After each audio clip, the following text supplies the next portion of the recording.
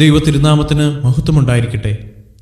പുതിയൊരു പ്രഭാതത്തിൽ തൃപ്പാദം എന്ന പ്രതിദിന പരിപാടിയിലേക്ക് എല്ലാ മാന്യ ശ്രോതാക്കൾക്കും സ്വാഗതം.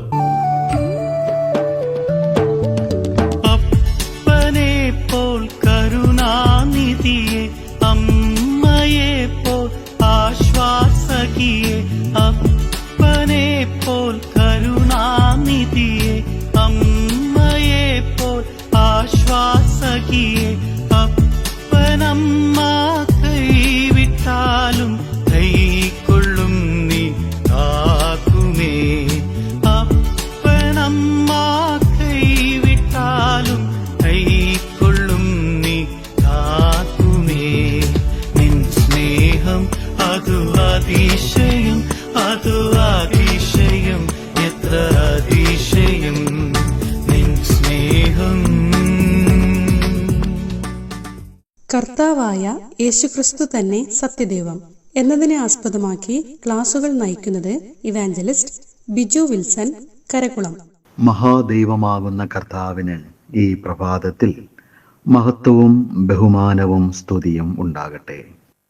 തൃപ്പാദം എന്ന ശുശ്രൂഷയിൽ കൂടി ഈ പ്രഭാതത്തിൽ വീണ്ടും എന്നെ ശ്രദ്ധിക്കുന്ന കർത്താവിൽ പ്രിയപ്പെട്ട എല്ലാവർക്കും സ്നേഹവന്ദനം. ഈ പ്രഭാതത്തിൽ എല്ലാ പ്രിയപ്പെട്ടവരെയും ദൈവമാകുന്ന കർത്താവ് ആശീർവദിക്കട്ടെ. കഴിഞ്ഞ പ്രഭാതത്തിൽ കർത്താവായിരിക്കുന്ന യേശുക്രിസ്തുവിൻ്റെ ദൈവനാമങ്ങളിൽ ഏറ്റവും പ്രധാനപ്പെട്ട 5 നാമങ്ങളാണ് പഠിക്കുവാൻ തക്കവണ്ണം കർത്താവ് നമുക്ക് കൃപ നൽകിയത്. ഇന്ന് പകൽക്കാലം കർത്താവായിരിക്കുന്ന യേശുക്രിസ്തു ദൈവമായിരിക്കുമ്പോൾ തന്നെ പിതാവായ ദൈവത്തിന് അവിടുന്ന് ഏത് വിധത്തിലാകുന്നു, ഏത് നിലയിലാകുന്നു എന്നുള്ള ചില പ്രധാനപ്പെട്ട പ്രയോഗങ്ങൾ കർത്താവിൽ ശരണപ്പെട്ട് പഠിക്കാം എന്ന് കരുതുകയാണ്. പിതാവാകുന്ന ദൈവത്തിന് പുത്രനാകുന്ന ദൈവം ഏത് വിധത്തിലായിരിക്കുന്നു എന്ന് ചിന്തിക്കുമ്പോൾ ഒരുപാട് നാമങ്ങൾ അതുമായി ബന്ധപ്പെട്ട് നമുക്ക് പഠിക്കാനായിട്ട് കഴിയും. കർത്താവായിരിക്കുന്ന യേശുക്രിസ്തു പിതാവാകുന്ന ദൈവവുമായി ബന്ധപ്പെട്ട് ചിന്തിക്കുന്ന അനേകം നാമങ്ങളും നാമവിശേഷണങ്ങളും തിരുവെഴുത്തിൽ രേഖപ്പെടുത്തിയിട്ടുണ്ട്. ഒന്ന്, യേശുക്രിസ്തു ദൈവപുത്രൻ. യോഹന്നാന്റെ സുവിശേഷം 1-ാം അധ്യായം 47, 11-ാം അധ്യായം 27, എബ്രായർ 4:14. ഈ ഭാഗങ്ങൾ നമ്മൾ വായിക്കുമ്പോൾ കർത്താവായ യേശുക്രിസ്തു ദൈവത്തിന് പുത്രനാണ്, അഥവാ അവിടുന്ന് ദൈവപുത്രനാണ്. 2, കർത്താവായ യേശുക്രിസ്തു ദൈവത്തിൻ്റെ പരിശുദ്ധനാണ്. ഈ ഭൂമിയിൽ ഒരുപാട് മനുഷ്യർ ജീവിച്ചിട്ടുണ്ടെങ്കിലും ദൈവപുത്രനെന്നോ ദൈവത്തിൻ്റെ പരിശുദ്ധനെന്നോ വിളിക്കപ്പെട്ട ഒരുവനുണ്ടെങ്കിൽ അത് നമ്മുടെ രക്ഷിതാവായ യേശുക്രിസ്തു മാത്രമാണ്. ശിഷ്യന്മാർ കർത്താവായ യേശുക്രിസ്തുവിനെ ദൈവത്തിൻ്റെ പരിശുദ്ധനെന്ന് യോഹന്നാന്റെ സുവിശേഷം 6-ാം അധ്യായം 69-ാമത്തെ വാക്യത്തിൽ വിളിക്കുന്നു. അശുദ്ധാത്മാവ് ദൈവത്തിൻ്റെ പരിശുദ്ധനെന്ന് ലൂക്കോസിന്റെ സുവിശേഷം 4-ാം അധ്യായം 34-ാമത്തെ വാക്യത്തിൽ വിളിച്ചിരിക്കുന്നു. അതെ, കർത്താവായ യേശു ദൈവത്തിൻ്റെ പരിശുദ്ധനാണ്. അപ്പോസ്തലന്മാർ അത് ശക്തമായി ഊന്നിപ്പറയുകയുണ്ടായി. അവർ ശക്തമായി ആ കാര്യം ഘോഷിക്കുകയുണ്ടായി. അപ്പോസ്തല പ്രവൃത്തി 4:27, 3:14. 3, കർത്താവായ യേശുക്രിസ്തു ദൈവത്തിൻ്റെ വചനമാണ്. യോഹന്നാന്റെ സുവിശേഷം 1-ാം അധ്യായം 1 മുതൽ 3 വരെയുള്ള വാക്യങ്ങൾ വായിക്കുമ്പോൾ കർത്താവായിരിക്കുന്ന യേശുക്രിസ്തു വചനമാണ്, ദൈവവചനമാണ്, ദൈവമാണ്, ദൈവത്തോടുകൂടെ ഉണ്ടായിരുന്നവനാണ് എന്ന് മനസ്സിലാക്കുവാൻ തക്കവണ്ണം കഴിയും. ഈ വചനം ജഡമായി തീർന്നു, മാംസം ധരിച്ച് അസ്ഥിയും രക്തവും മജ്ജയും ഉള്ള ഒരു മനുഷ്യനായിട്ട് മാറി എന്നാണ് 1-ാം അധ്യായം 13-ാം വാക്യത്തിൽ രേഖപ്പെടുത്തിയിരിക്കുന്നത്. ഈ ക്രിസ്തുവിന് ദൈവവചനം എന്ന് പേരുണ്ടെന്ന് മറ്റൊരു വേദഭാഗത്തിൽ കൂടി തിരുവെഴുത്ത് നമ്മെ പഠിപ്പിക്കുന്നു. യോഹന്നാൻ എഴുതിയ വെളിപ്പാട് പുസ്തകം 19-ാം അധ്യായം 11 മുതൽ 13 വരെയുള്ള വാക്യം നാം പഠിക്കുമ്പോൾ സ്വർഗത്തിൽ നിന്നും കർത്താവായ യേശു ഈ ഭൂമിയിലേക്ക് മടങ്ങി വരികയാണ്. വെള്ള കുതിരപ്പുറത്ത് കടന്നു വരുന്നവനാകുന്ന ആ വ്യക്തിയുടെ പേര് ദൈവത്തിൻ്റെ വചനം എന്നാണ്. അതെ, നമ്മുടെ കർത്താവായ യേശു ദൈവത്തിൻ്റെ വചനമാണ്. നാലാമത്തെ ഭാഗം നാം പഠിക്കുമ്പോൾ കർത്താവായ യേശു ദൈവത്തിൻ്റെ ജ്ഞാനമാണ്. 1 കൊരിന്ത്യർ 1:24 നമ്മൾ വായിക്കുന്നു, കർത്താവായ യേശു ക്രിസ്തു ദൈവത്തിൻ്റെ ജ്ഞാനമാണ്.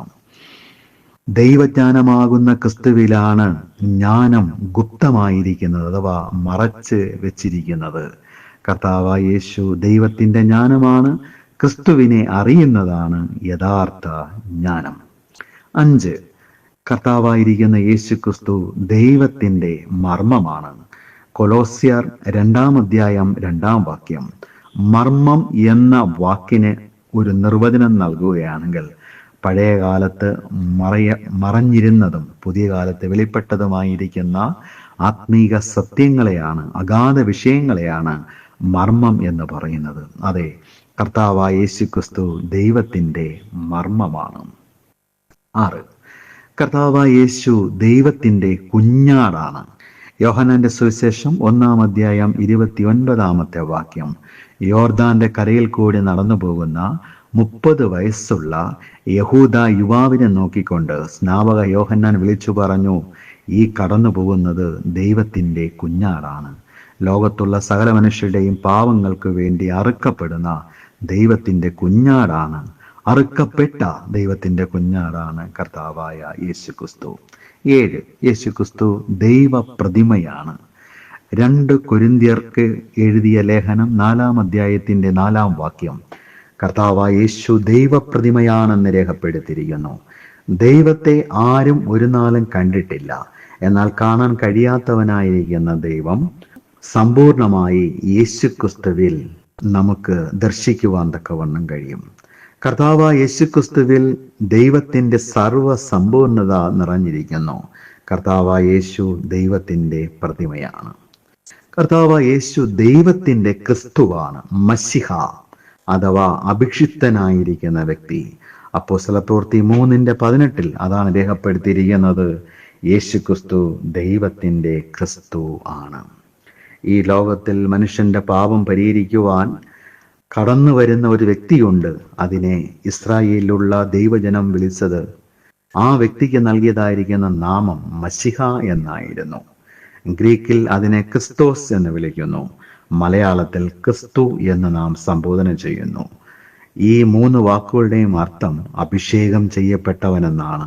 ദൈവത്താൽ അഭിഷേകം ചെയ്യപ്പെട്ട ദൈവത്തിൻ്റെ മശിഹയാണ്, ദൈവത്തിൻ്റെ ക്രിസ്തുവാണ് വാഴ്ത്തപ്പെട്ടവനായ നസ്രയനായ യേശു ക്രിസ്തു. ആ വാക്യമാണ് നാം പഠിച്ചതുപോലെ അപ്പോസ്തലപ്രവൃത്തി 3:18 അപ്പോസ്തലൻ പറഞ്ഞിരിക്കുന്നത്. 9, കർത്താവായിരിക്കുന്ന യേശു ക്രിസ്തു ദൈവത്തിൻ്റെ ദാസനാണ്. അപ്പോസ്തലപ്രവൃത്തി 3:26 മത്തായി 12:17 ഈ വാക്യം നമ്മൾ വായിക്കുമ്പോൾ കർത്താവായിരിക്കുന്ന യേശു ക്രിസ്തു ദൈവത്തിൻ്റെ ദാസനാണ് എന്ന് കാണുവാൻ തക്കവണ്ണം കഴിയും. പ്രിയപ്പെട്ടവരെ, ഈ പകലിൽ കർത്താവായ യേശു ക്രിസ്തു ദൈവത്തിന് ആര് എന്ന് ചോദിച്ചു കഴിഞ്ഞാൽ ഇതുപോലുള്ള ഒരുപാട് പ്രയോഗങ്ങൾ, നാമങ്ങൾ, നാമാവിശേഷണങ്ങൾ കൊണ്ട് തിരുവചനം നിറഞ്ഞിരിക്കുന്നു. യേശു ക്രിസ്തു ദൈവത്തിന് ദൈവപുത്രനായിരിക്കുമ്പോൾ തന്നെ ദൈവത്തോട് സമത്വമുള്ള ദൈവവുമാകുന്നു എന്നാണ് 10ാമതായി നമുക്ക് ചിന്തിക്കാനായിട്ടുള്ളത്. അതെ, കർത്താവായിരിക്കുന്ന യേശു ക്രിസ്തു പിതാവാകുന്ന ദൈവത്തോട് തുല്യനായിരിക്കുന്ന ദൈവം ആണ്. ഇന്ന് പകൽക്കാലം ഈ കർത്താവിൻ്റെ മഹത്വം, കർത്താവിൻ്റെ നാമങ്ങൾ കൂടി നമുക്ക് ദർശിക്കാനായി കഴിയും. മാനുഷിക ബുദ്ധി കൊണ്ട് പഠിച്ചു തീർക്കുവാനോ ആവാഹിക്കുവാനോ നമ്മുടെ ബുദ്ധിയിൽ നിറയ്ക്കുവാനോ കഴിയാത്തതായിരിക്കുന്ന അഗാധ വിഷയങ്ങളാണ് കർത്താവായ യേശു ക്രിസ്തുവിൻ്റെ നാമങ്ങളിൽ അടങ്ങിയിരിക്കുന്നത്. ഈ പകലിൽ നമ്മുടെ കർത്താവായ യേശു എത്രയോ വലിയവനാണ്. അവിടുന്ന് പ്രപഞ്ച സൃഷ്ടാവായിരിക്കുന്ന മഹാദൈവമാണ്. ആ ചിന്തയോടുകൂടി നമുക്കൊരിക്കൽ കൂടി അവിടുത്തെ തൃപ്പാദങ്ങളിൽ നമ്മുടെ ജീവിതം സമർപ്പിക്കാം, കർത്താവിന് വേണ്ടി ജീവിക്കാം. ഈ പ്രഭാതത്തിൽ എന്നെ ശ്രദ്ധിച്ച എല്ലാ സഹോദരീ സഹോദരന്മാരെയും മാതാപിതാക്കളെയും കുഞ്ഞുങ്ങളെയും ദൈവമാകുന്ന കർത്താവ് സമൃദ്ധിയായി അനുഗ്രഹിക്കട്ടെ. കർത്താവായ യേശുക്രിസ്തു എന്ന മഹാദൈവത്തിൻ്റെ നാമം ഈ പ്രഭാതത്തിൽ മഹത്വപ്പെടുമാറാകട്ടെ. ആമേൻ.